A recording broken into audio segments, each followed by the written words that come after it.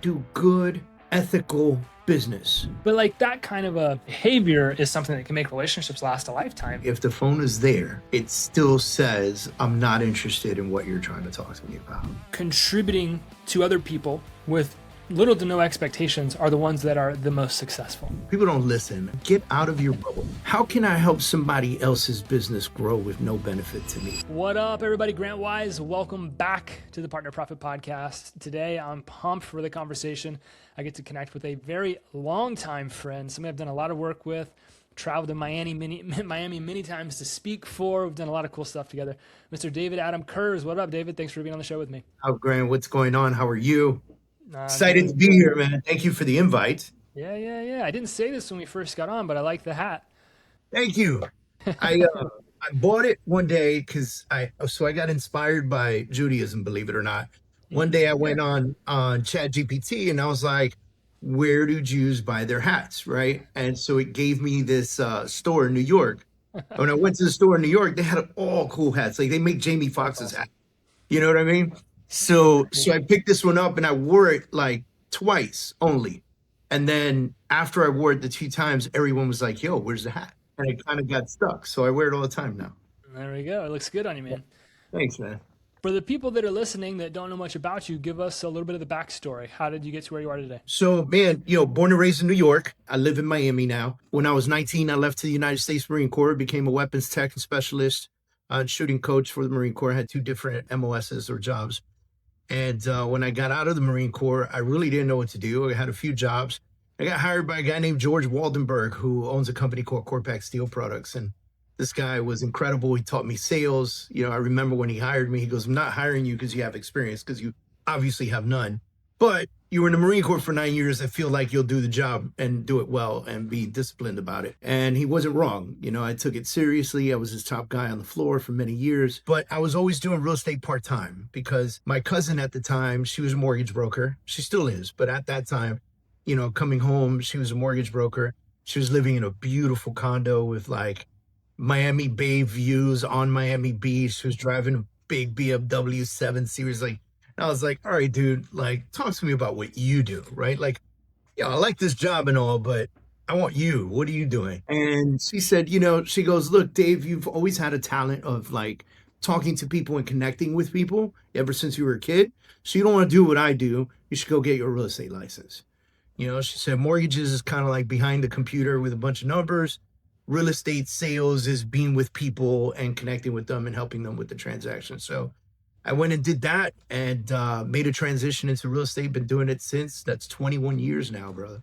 That's awesome. So I always like to ask this question. I like to get it in from your perspective. And I've watched you. You've been very successful. Every entrepreneur has their highs and lows. And, I've got my scars and I know you got yours. But you've always seemed to just go produce, no matter what it is that you're focused on. And I know a big part of that is probably relationships. How do you turn those relationships into revenue so successfully? I've been trying to coach this to a lot of people for many years, but people don't listen. Like, get out of your bubble, right? Like, just, because so we're taught that real estate is a local business, and it is, in a sense.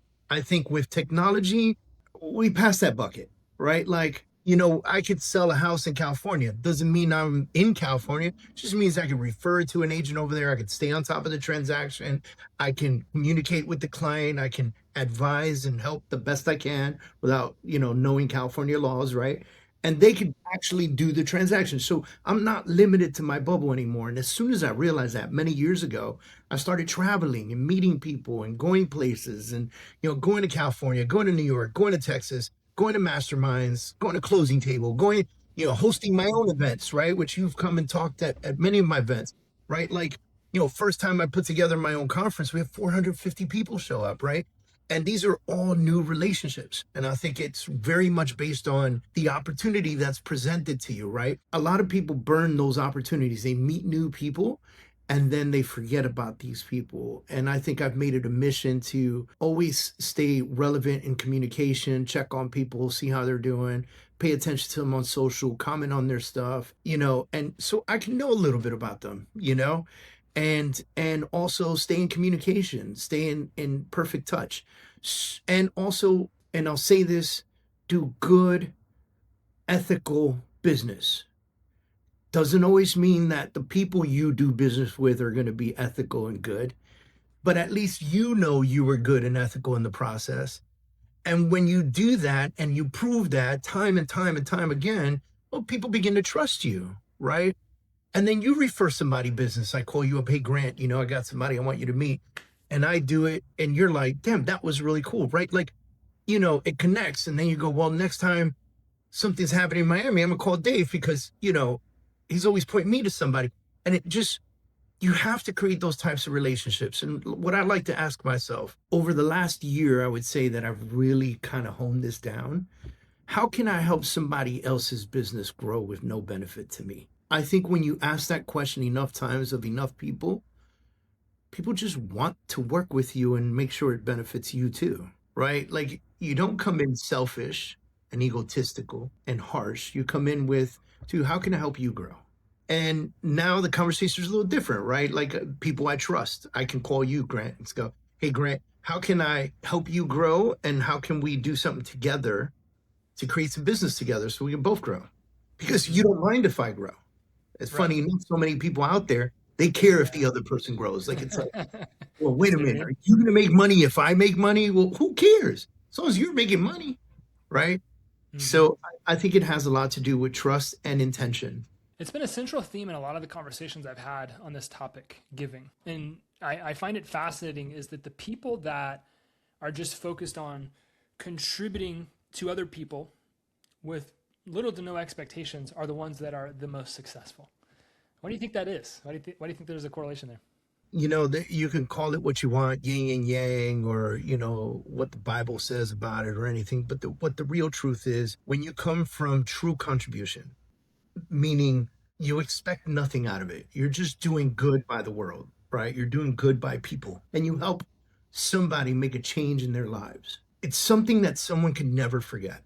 If you do that enough times and in abundance, then you have abundant amount of people that will never forget the impact you had in their lives. And so they'll look out for you naturally, not because they feel like they owe you, because they don't owe you anything because you didn't expect anything.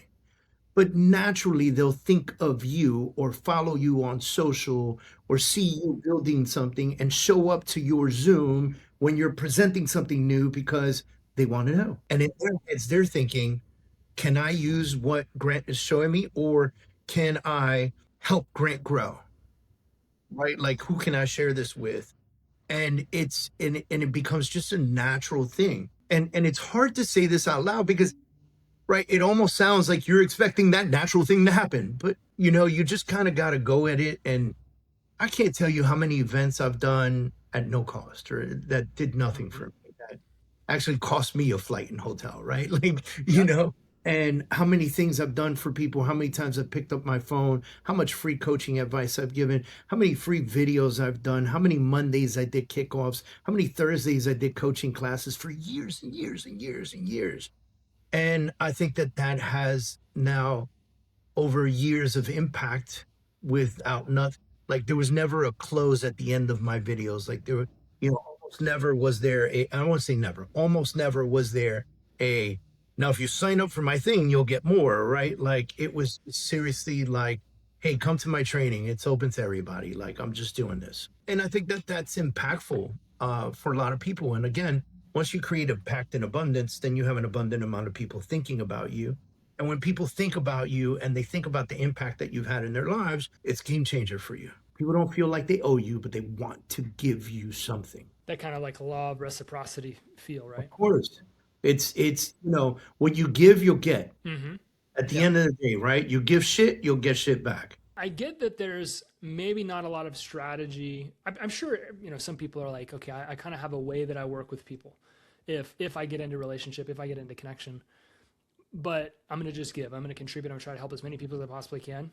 And I'm trusting that it's going to come back to me. I think that's a great philosophy in life. I think that the secret to living is giving, like Mr. Tony Robbins says. But I'm curious, is there strategy for you in identifying who you want to partner with? Like, how do you know who you want to get into a relationship for a lot of the stuff that you do? Or is there a target that you've got? Is there some, pro form on a whiteboard that's like, okay, I'm going to go try to connect as many as these people as I can? How do you navigate that?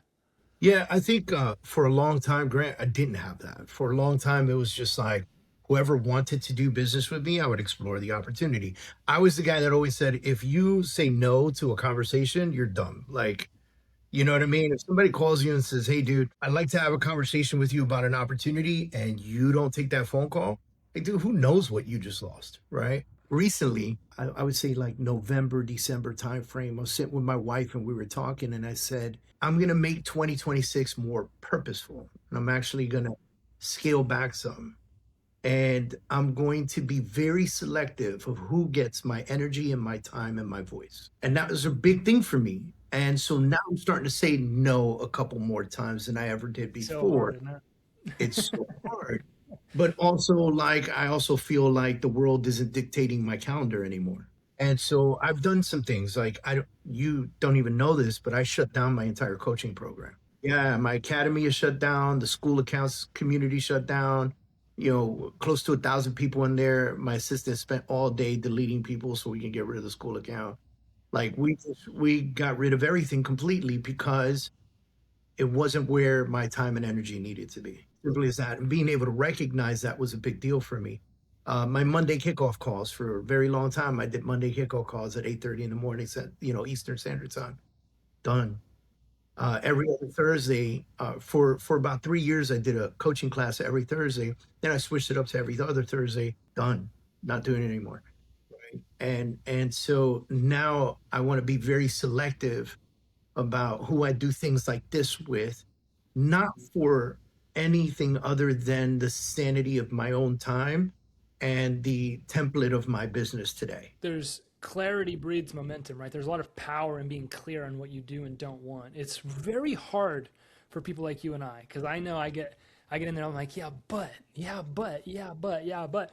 What's the impact on you been since you've made those decisions? I'm interested to know. Hard to say still, but for me, the impact for me personally has been I'm having better conversations, I'm having more meaningful conversations, and I'm staying away from the stuff that takes me down. And all of a sudden, I kind of have so much more time, Grant, Yeah, right? Like, probably more like, energy too. oh my God, like I have more time, more energy. There was a time where I would get like 7, 8 requests for a podcast like this, right? And you do 4 or 5 of these in a day, and you go home just mentally done. Yeah. Like there's no lifting here. Like we're not book construction workers, right? But like mentally done. And I'm not doing that anymore, right? Like I'm being very, very particular about, who gets my voice and energy now. And so for me, it's been a game changer, but I would say it still has yet to see what it does for the community that I Yeah. serve, right? Because it's too soon. I got a chance yesterday. It was an amazing interview. I got to interview Marcus Collius, who was the original founder of Magnum Nutraceuticals, which was one of the larger supplement companies in North America. And he got to exit a few years ago. And this is something that he was very particular about. He's like, I protect my energy at all costs. He's like, if I get too many, if Grant's the good guy and Doug's the energy drag, he's like, if I get too many Dougs on my calendar, he's like, one Doug will take away like 4 hours of energy, whereas one Grant, which is the example he was using, that'll give me 8 hours of energy. And he's like, you got to be. He's like, I'm just so protective. What has been your strategy for identifying like, yes, I want this, no, I don't want that, from a relationship standpoint? Very much focused on what I'm doing in my life right now. So if you don't fall into that bucket, if you will, then I don't want to waste your time or mine. I'm being respectful to you as well, right? Because you spending 30 minutes with me pitching something that doesn't fall into my energy right now, I'm going to say no at the end. And if I know I'm going to say no at the end prior to our meeting, I'd rather be respectful and not waste your time. Let you book somebody who might say yes. Right. And so I think, for me, it's really been, and it's hard to say, like, I'm not, you have to earn between this much and this much, right? You ever seen the Yeah, yeah, face? If you make more than $200,000 a year, I can help you get fit, right? Like, yeah. and that's not, we've seen not we've seen the same ads. yeah, that's not how I'm figuring my avatar out. I think my avatar is the person who wants to do something significant in the areas that I'm hyper focused on right now. And if that's cool, then let's have a conversation and let's create something great. you know? Well, I go back to what I said in, somewhat of our introduction. You've always been a guy that I've seen is building large organizations, and you've done it in a few silos in real estate. I'm curious, we talked a little bit about relationships. Like, how do you maintain your successful relationships so that those organizations just keep growing in the different areas? The same way you would maintain your relationship with your spouse. No different.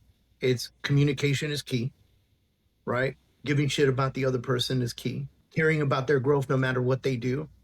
Someone leaves your organization, if you're the type of leader that gets upset and like bans them from everything, you're not going to last very long. You'll do okay right now, but the longevity is not there, right? If somebody comes to me from my organization and says, "Hey, Dave, I want to, I found something new and I think it's attractive to me," dude, I do not burn that bridge. You know, congratulations, anything you need from me, I'm still there. Go check it out. Listen, by the way, if the grass isn't greener over there, come back to where you've been watering it, like, and I have those honest conversations with people. And then some people, people leave your organization, they're afraid to talk to you about it. So they just leave secretly, and then they make an announcement on Facebook. I call them up, right? I call them up, not to bitch them out. But hey, what happened? Why'd you leave?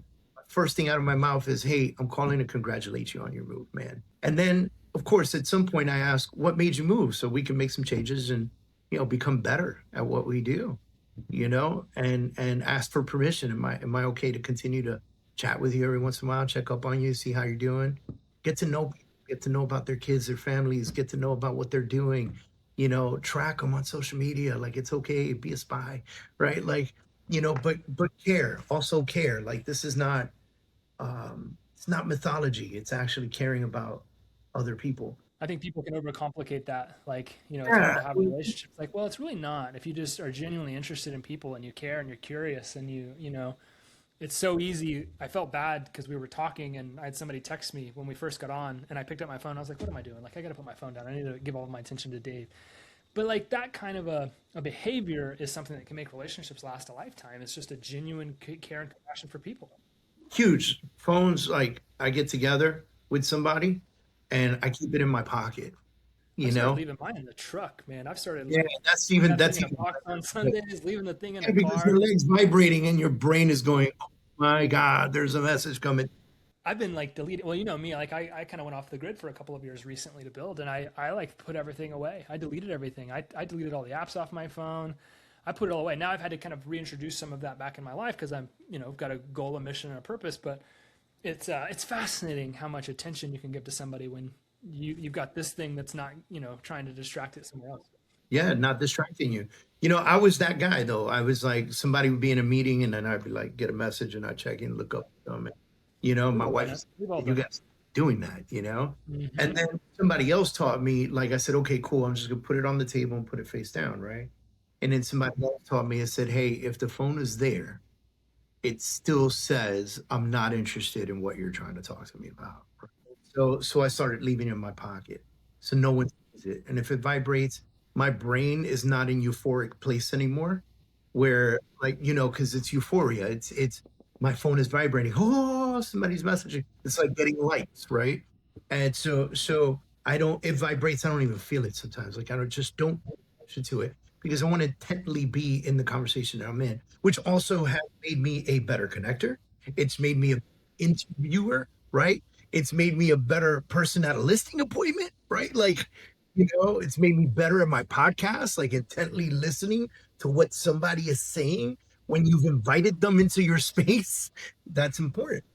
I think we're all kind of learning as like a multi-tier generation, meaning like millennials and Gen X and whatever all of whatever all those things are. Is like you saw this like progressive move toward technology, and now with the rise of AI and all the stuff that's happening, I'm almost seeing like this progressive move back to a place where we don't have these things on us at all times. I know that I've like become.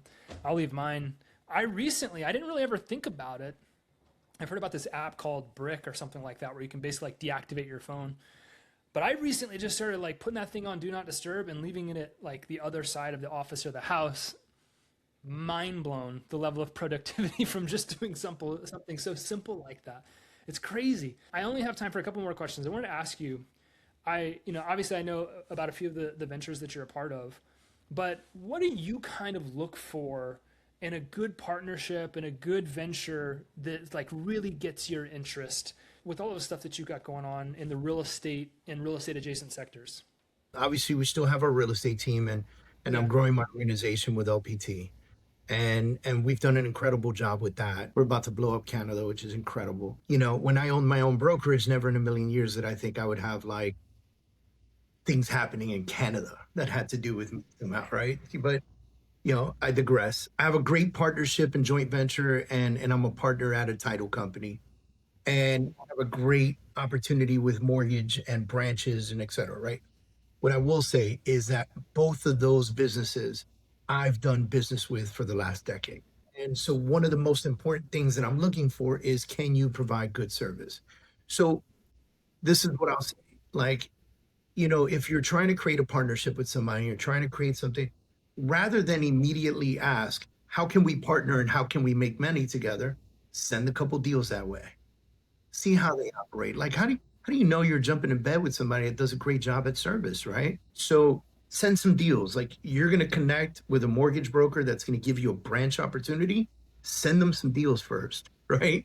And understand what type of business you can get from them and what type of customer service and communication and all that good stuff. You want to create a venture with a title company, then connect with that title company and say, hey, listen, I'm interested in creating a joint venture. However, I want to understand how you guys operate. So I'm going to start sending you a few deals. Let's go through 4, 5, 6 deals before we start talking about a venture. And if you don't like or you have issues during that process, it's not somebody you want to partner with.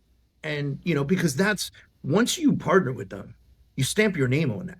Yeah, it's their name, like the title company I'm with is New World Title, PRMG, the Kurz team, LPT.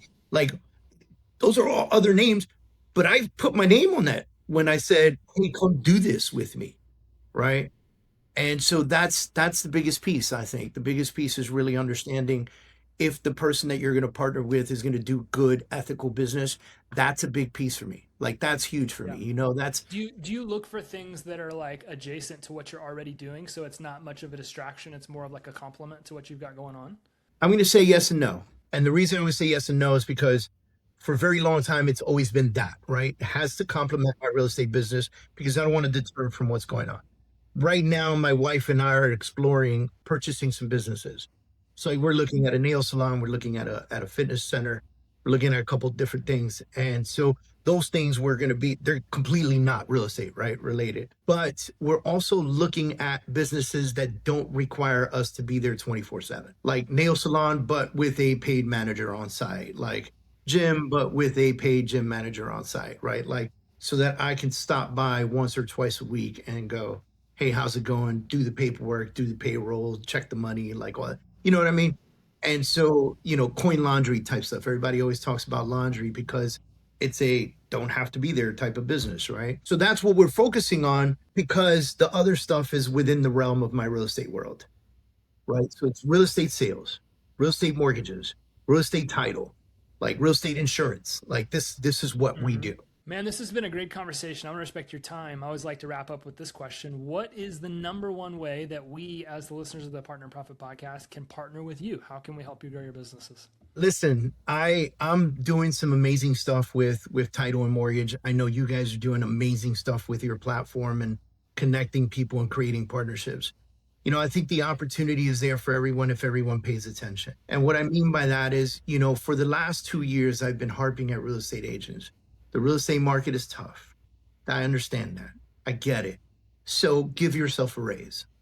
Rather than just focus on your real estate sale, position yourself to be able to do that sale and earn money from the ancillary businesses you're already referring business to. And that's what I'm doing with mortgage and title, right? Like, my avatar for mortgage is if you're closing an average of 2 buyers a month, I want to get you paid on the mortgage side. If you're doing a certain number, I won't put it out there, but if you have a team or a brokerage and you're doing a certain number, I want to give you a branch, your own branch with an entire national operations behind it, right? So you don't have to actually run it. You can if you want to and make it grow, but you don't have to actually run it. But now when you refer business, you're referring business to a business you partially own. And You're not running operations, and you don't have to deal with the day to day, and you don't have to hire and fire loan officers or like, what a great opportunity for you to have an investment in something. And all it takes is for you to keep doing real estate business. And so I've been harping at agents for the last couple of years, like, oh, but I have my lender and I love him. I get that. But also, like, you're complaining because you're not closing enough deals. So rather than make $5,000 on one deal, hoping that the market goes up so you could do 3 deals, on that one deal, instead of making 5, make 12, right? And is that going to hurt you? No, that's not going to hurt. Like, it doesn't hurt anybody, Grant, right? Like, you're winning. And also the business that you partner with is winning because they now have you in their lives, right? And you have them in their lives, and now you have this great opportunity. We're doing the same thing with title, doing the same thing with homeowners insurance. Like, it's all the same thing. So now it's all about, like, when I meet a real estate agent, first question I ask them is, how can I help you make more money? Love it. You know, We'll make sure that we link up the ways that people can connect with you. If you're in real estate or if you know somebody in real estate, highly, highly, highly recommend that you connect with David. Man, I appreciate this conversation so much. It's been awesome. huge, It's good man. to catch up with you. Good to see you, and excited about what the future holds for you. And yeah, just appreciative. So thank you. Grant, thank you for always for your appreciation and your professionalism. Yeah, And yeah. excited to see this out there, man. Yeah, yeah. I appreciate it, man. All right. Thank you all for continuing to listen to the Partner and Profit podcast. This has been another epic conversation. I'll see you on the next one. Peace.